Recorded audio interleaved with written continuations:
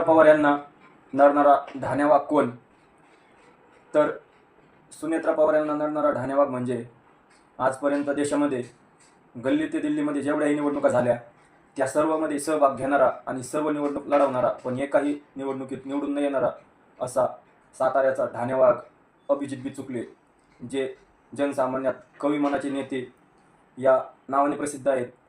तर त्यांनी आता सध्याच्या बारामतीमध्ये पोटनिवडणुका होणार आहेत त्यामध्ये आपला मतदान अर्ज सादर केला आहे. तर त्यामुळे आपल्या व्हिडिओचे थंबनेल आहे हा ढाण्यावाग कोण? तर हा ढाण्यावाग आहे अभिजित बिचुकले.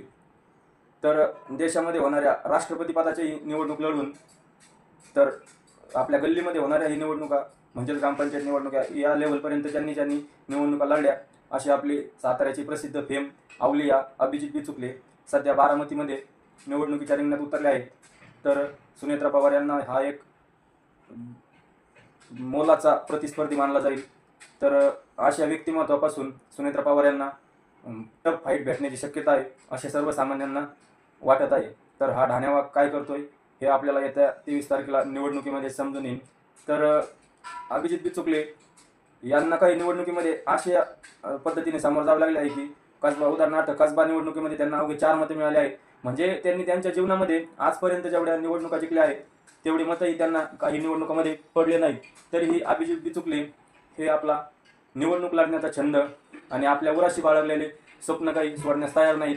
ते त्यांचे प्रसिद्ध वाक्य अपना भी टाइम आएगा या वाक्याचं ते अनुकरण करून ते आपला निवडणूक लढण्याचा छंद पूर्ण करण्याच्या नादात आहेत आणि त्यामुळे लोकांनाही राजकारणात एक मनोरंजक व्यक्तिमत्व भेटत आहे.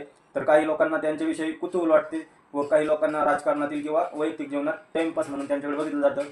तर काही असो पण गल्लीपासून तर दिल्लीपर्यंत निवडणूक लढणारा एकमेव अवलिया म्हणजे अभिजित बिचुकले.